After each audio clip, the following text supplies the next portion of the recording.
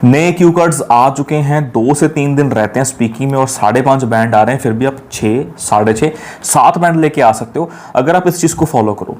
इस वीडियो में 15 ऐसे इडियम्स बताऊंगा ना जो बहुत ही ईजी हैं, किसी भी नए क्यू कार्ड में फिट हो सकते हैं, इंट्रो में फिट हो सकते हैं, फॉलो अप में फिट हो सकते हैं। तो ध्यान से इसको समझो, एग्जाम्पल्स के साथ बताऊंगा।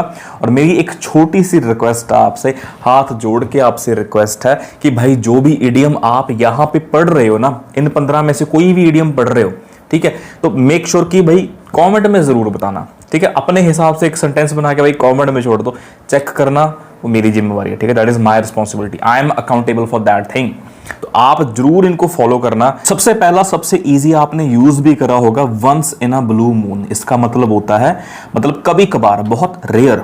एग्जाम्पल है, well I do not go to my grand parents village as due to my education, I visit there once in a blue moon. बहुत ही रेयरली मैं वहां पे जाता हूं या जाती हूं। दूसरा है अपना, किल 2 birds विद 1 stone। एक तीर से 2 निशाने। बाय बाय तीर, बाय बाय तीर। अगर आपको कुछ याद आए तो बता सकते हो, ठीक है। तो मतलब क्या है, एक काम के एफर्ट से आप 2 चीजें अकम्पलिश कर रहे हो। जैसे कि यहां पे एग्जांपल है, working out kills 2 birds with 1 stone।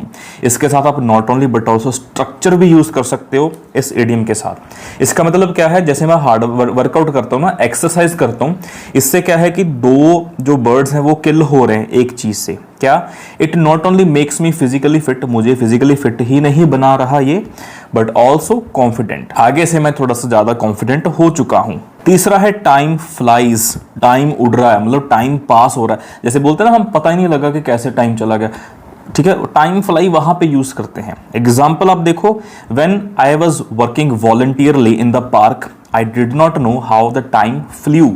Fly की सेकंड फॉर्म है। भाई पार्क वाली चीज़ मुझे पता सबको याद होनी चाहिए, क्योंकि बहुत सारे जो स्टूडेंट्स हैं उन्होंने मेरी वीडियो देखी है जिसमें मैंने जंबो आइडिया दिया है, jumbo Q card. 20+ cue cards में सेम आइडिया यूज हो सकता है। कमेंट में मैं लिंक भी भेज रहा हूँ, आप वो भी चेक कर सकते हो, ठीक है। फोर्थ अपना है, बेटर लेट देन नेवर। ये मैंने कुछ रिसेंटली कोई वेब सीरीज देखी थी, उसमें भी ये था, बेटर लेट देन नेवर। इसका मतलब है, अगर कोई चीज लेट हो रही है तो कोई दिक्कत वाली बात नहीं, वो चीज बढ़िया है ना होने से। जैसे बोलते हैं ना, slow progress is better than no progress, तो वही चीज है। Example, we only arrived at the park 1 hour late, but better late than never. मतलब हम क्या है, 1 घंटा लेट पहुंचे थे उस पार्क में। वो पार्क वाला क्यू कार्ड बस याद रखना, बहुत तगड़ा है। एक ही आइडिया 20+ क्यू कार्ड, ठीक है। कहते हैं हम 1 घंटा लेट पहुंचे पार्क में, बट हाँ, that was better late than never. मतलब वो सही था कि लेट होना बढ़िया है बजाय कि ना पहुंचना, ठीक है। फिफ्थ है, जैक ऑफ ऑल ट्रेड्स। इसका मतलब है, एक पर्सन है जिसको भी हर एक फील्ड की, हर एक ट्रेड की, हर एक स्ट्रीम की नॉलेज है। जैसे कि my friend Sumit is jack of all trades and that is why I called him, ठीक है। इसीलिए मैंने उसको कॉल करा था, क्योंकि वो क्या है, जैक ऑफ ऑल ट्रेड्स है भाई, सभी फील्ड में बंदा मतलब 1 नंबर है। आगे अपना आ रहा है 6th, अर्ली बर्ड। भाई ये तो सिंपल है, जैसे कि पर्सन जो है, जो जल्दी उठता है। Example, we reached at the park. ये मैंने गलत बोला है, इसमें एक मिस्टेक है। आप बताओ, कमेंट में मैं बताऊंगा कि क्या मिस्टेक मैंने करी है। और मेक श्योर भाई, जैसे जैसे हम इडियम्स कर रहे हैं ना, साथ साथ कमेंट में जरूर अपना एक सेंटेंस बनाते जाओ। वो मेरी श्योरिटी है, जितने मर्जी कमेंट कर दो, चाहे 100 कर दो, मैं चेक करूंगा। मतलब एक इडियम, एक सेंटेंस का 1 कमेंट, ठीक है। अगर आप 5 इडियम्स के सेंटेंस बना रहे हो, 5, दैट मीन्स 5 कमेंट्स, ठीक है।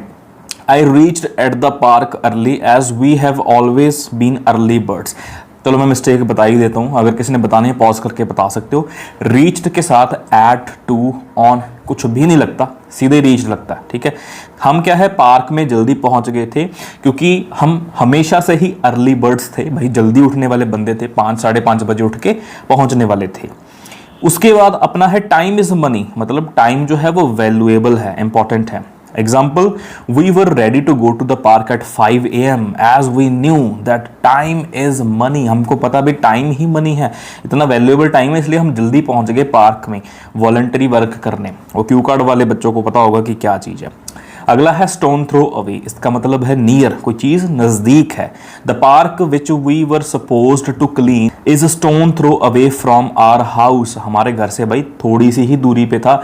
इधरों पर डला सिट्टा, जिथे तक डला जाता है, ठीक है, रोड़ा जाता है, उत्थे अपना पार्क है। ठीक है, अगला है अपना, अगले ना 3-4 ऐसे हैं, मैं आपको बताता हूँ, सबका मीनिंग सेम है।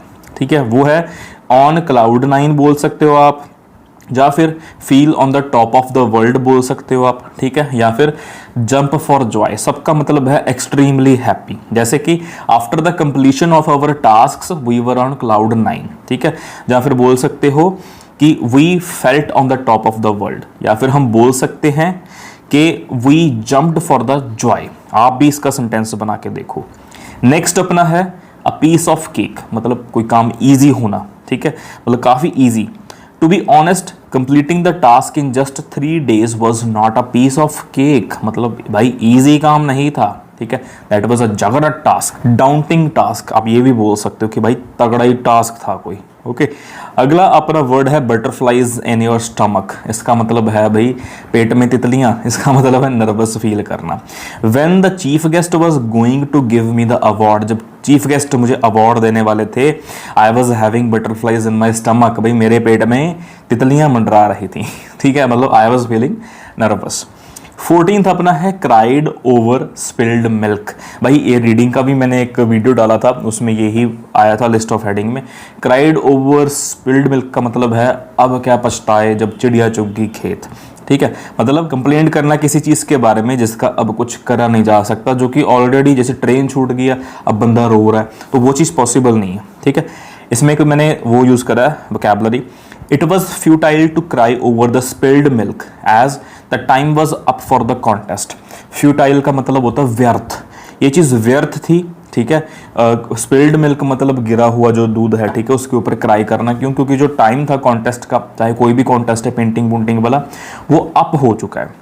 और सरप्राइज आपको बताता हूँ, ये तो भाई सिर्फ फर्स्ट पार्ट है, इसका सेकंड पार्ट आएगा, वो और भी खतरनाक होगा। वो तब आएगा अगर आप जो हमने करे हैं इनके सेंटेंस बना के कॉमेंट में लिखोगे तो।